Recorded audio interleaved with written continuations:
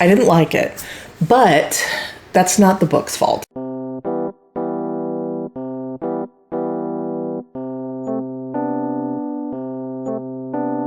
Hello everyone, and welcome back to my channel. Just another struggling writer. The beleaguered author's one-stop shop for commiseration and hopefully inspiration.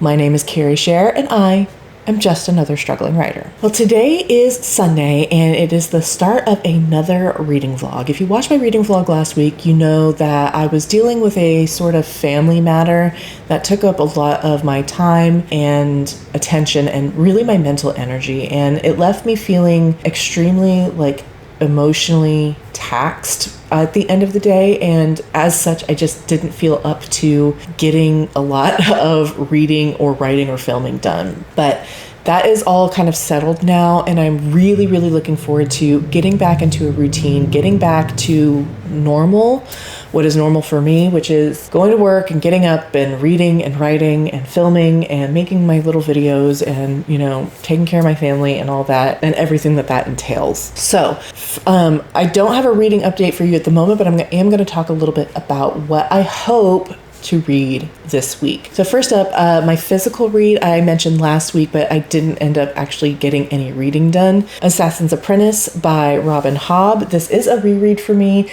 I am about 28 pages in, so not quite 10%. I really do love this book. I love Robin Hobb's writing style. I love the journey that Fitz goes on. When I first read this, I think 5 years ago, I can't remember, this was a 5-star read, and I am rereading it because it has just been too long. Even though I feel like I remember most of the plot details, it has just been too long since I first read this one for me to feel comfortable picking up the sequel, which I have since purchased. And so I'm just doing a refresher reread, and plus it is just so comforting. As soon as I picked it up and read the first chapter and a half, I was just so comforted by it because I do just love it so much. The story, I have said before, feels like it was written especially for me. So I am looking forward to getting a lot of this read. I don't know that I'll finish it this week. We'll just have to see how my physical reading goes. For my ebook, I will be reading The Children of Gods and Fighting Men by Shauna Lawless. This was another of my random draw TBR books, and I really don't know too much about this except it is Irish history, and typically historical fantasy doesn't really do it for me. I prefer secondary worlds. But I do kind of have an interest in learning more about these historical time periods that I well and truly do not know anything about. And this one isn't too long, unlike my last e-read. So I plan on just reading it throughout the week and seeing what I think about it. And then lastly, I've mentioned it a dozen times already, but on audio, I am still carving my way through The Blade Itself by Joe Abercrombie. I think, and I said in my last video that I am now almost 20% of the way through, and I haven't the faintest fucking clue what this book is about. Especially the person who's supposed to be the main character, Logan. No idea what's going on with him. No idea what he's doing. Complete mystery. Might just be because I'm listening to it on audio, and sometimes the audio waves don't penetrate very well into my brain. I don't know, but again, gonna be trying to work my way through that book. Again, don't anticipate finishing it in any stretch of the imagination this week. Hopefully, if I'm lucky, I'll get another couple of hours listened, but we'll just have to see. So those are the 3 books I'm going to try and read. I hope to finish at least 2, The Children of Gods and Fighting Men and Assassin's Apprentice, and I will just update you throughout the week as I make my way through those books. Hello everyone, it is now Tuesday, and I have a quick reading update for you. I have read the first 85 pages of The Children of Gods and Fighting Men by Shauna Lawless. It's about the first 20% or so, and so far we are following 2 female characters who are basically witches. They have magic. They are god-touched or something. I don't know what the technical term is, but they are basically their different tribes are basically mortal enemies, and one has more or less hunted the other to extinction. And one of these, last remaining of this clan or this tribe of magic users is very deeply ingrained in the politics at the time. Not only was her mother deeply ingrained, she's got a brother, she was herself was married off to a king. She was told by her mother, situate yourself and your son into a position where you can help your brother, in his political ambitions, and help protect yourselves, because you're the last remaining of this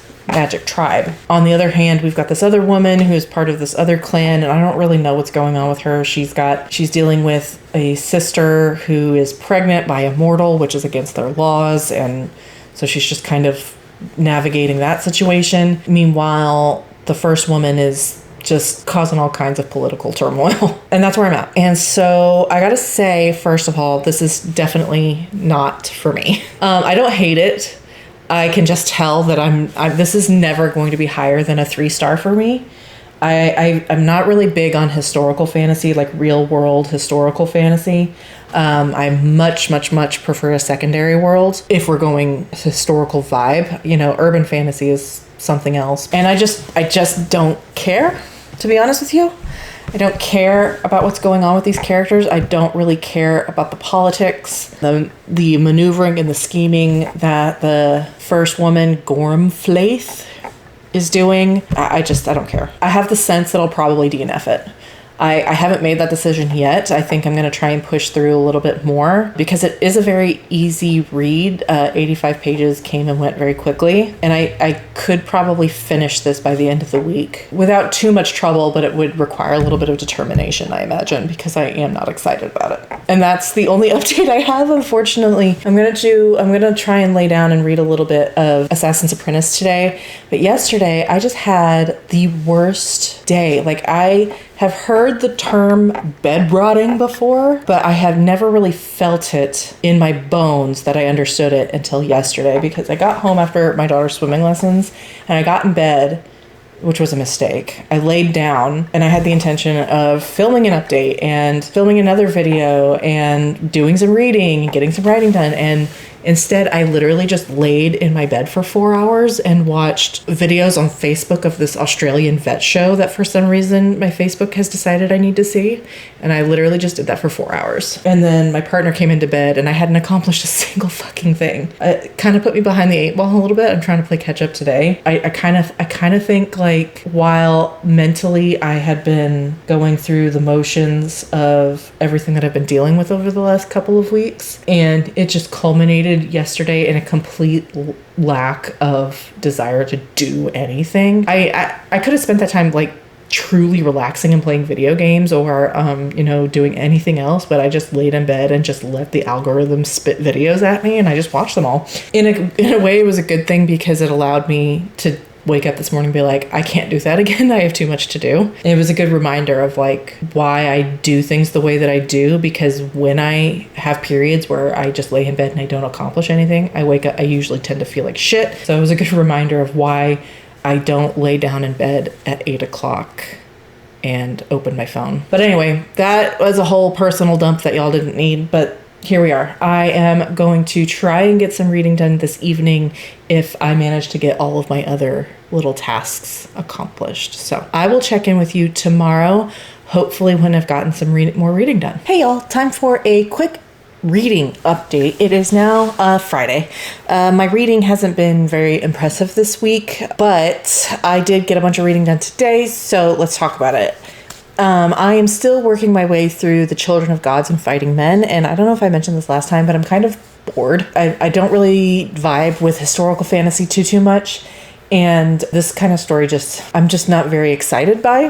We are following 2 women who are both God-touched or, witchy or have some kind of magical powers that are descendant from a long line of people with powers. One of whom is one of the last of her kind. They have been hunted almost to extinction by the other group. And then the other woman is part of this group who is feeling kind of disenchanted with their laws and their ways. And they're both sort of following these parallel paths of doing what they have to care for the people that they loved most. In Claudla's case, it's her sister and her sister's child. And in Gormflaith's situation, it's her son and her son only. And they have these immense powers that they have to use carefully and wisely. And Gormflaith is manipulating kings and noblemen to ensure that her son has power and won't be prematurely killed. Fadla is mostly just trying to reconcile her relationship with her clan and the cruelty that she has seen them wield. And that's really about it. I'm not terribly excited about any of this, but I will say that it does read very, very quickly.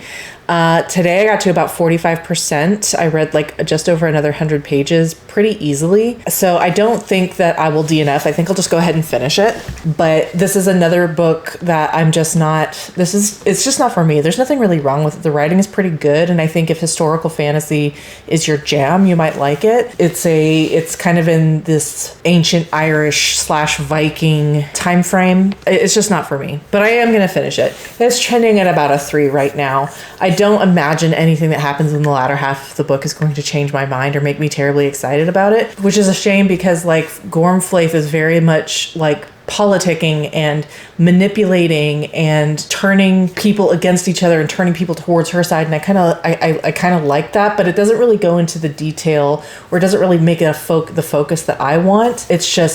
It's kind of like a statement of events rather than really leaning into the political intrigue. It's just because it's just not that kind of story. It has political maneuvering in it, but it is not political intrigue. It is what it is. Like I said, fine, easy to read, so I will finish. And that's really all I have for you today. I'm probably going to try and finish this. I'm going to try and get some more read tonight and then maybe finish it tomorrow. But I also really need to get a move on more reading if I want to catch up on my reading goal. But that is a problem for future Carrie. So I will leave that with you for now, and then I will check back in with you hopefully when I finish it. There's only like 200 pages left, 230 pages left, so I don't really have too much more left to, like, I just, like I said, because of how I'm feeling about it, I just don't see that I would need to stop again and update. But we will see, and I will check in with you once I have more to talk about. Hello everyone, it is now Sunday morning, and I am pleased to say that late last night I finally finished The Children of Gods and Fighting Men by Shauna Lawless. And the first thing I'm going to say is I didn't like it, but that's not the book's fault. It really isn't. This is truly just a me thing. I am not a huge historical fantasy fan or historical fiction in general, and that's what this book is. It is historical fantasy. It is based on real places and in some cases real people, and that's just not my vibe. I definitely prefer secondary worlds and completely fictional casts. Truly, this isn't an issue of the book being bad or unenjoyable. It's just that this just isn't my kind of book. And I knew that was the case pretty early, like 20% in. But I decided to go ahead and push through and finish because it was very easy to read. So there are plenty of things in this book's favor. Like I said, very easy to read, not too long. So if you like historical fantasy, I would definitely give this one a look. But yeah, this one just wasn't for me.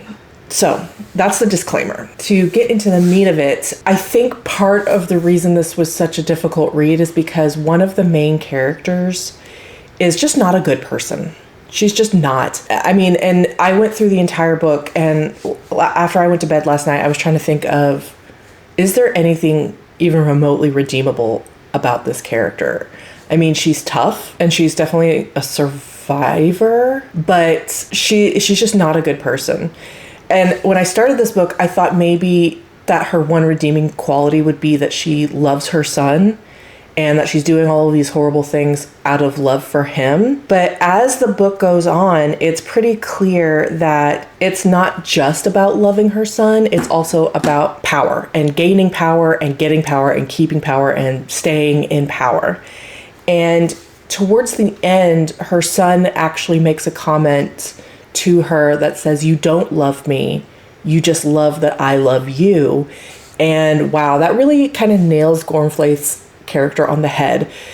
She even refers to her son at one point the only thing that belongs to her, and it just kind of takes that approach, and it really does feel like she doesn't even really love him. She loves that he loves her and that she has a measure of control over him, you know, that he belongs to her. Even the one thing I thought might be her redeeming quality isn't really a redeeming quality either. She's just, on the whole, just a really bad person, and not even in an anti-hero sort of way. Like, she's just, I don't see, towards the end of the book, I was actively rooting against her interests because she was villainous. She was extraordinarily horrible to most characters in this book, utilizing her position of power to gain and keep power again, all ostensibly in the name of her son and trying to keep her son safe. But I don't think that love is real. It was extremely twisted. And so that kind of made it a little bit of a challenge for me. I have said many times before that I don't like to be depressed in my spare time, and if I wanted to read about bad people doing bad things to people who don't deserve it, I would just read the news. Which is not to say that I don't get why people read and enjoy this type of fiction or these kinds of characters. I just don't. I don't like to be depressed in my spare time. So that's Gormflaith. And then the second character, Fadla, who is a little bit more enjoyable to read from, but she also has, like, even up to like the 50% mark, she's like making extremely stubbornly closed-minded, I wouldn't say decisions, but she's kind of having those thought processes, and they're guiding like her conversations with people and her expectations of things, which then guide her expectations. Of course, she does get better by the end, but it sticks around for a while. And the reasons why she has this mindset aren't terribly deeply explored. It's just said, well, her people have always said this, and this is what she believes. Okay, whatever. So that's kind of where I'm at. I think I'm going to give it a 3-star because, again, I didn't enjoy it, but it was very easy to read, and it's well and truly not the book's fault that I didn't enjoy it. I knew really early that it probably wasn't going to be for me, but I didn't want to DNF a book. I'm so behind on my reading goal, and you know, it's good sometimes to read books outside of your comfort zone. So that is going to wrap up this vlog. Thank you so much for watching. I will be back tomorrow with a new one, hopefully when I am reading more than just one book, but at least this one book didn't take me 3 weeks to finish. So in my next video, I'm going to be doing the mid-year Freakout Tag, and also just kind of talking about my channel and some plans going forward for my reading. So I hope you look forward to it, and I will see you then.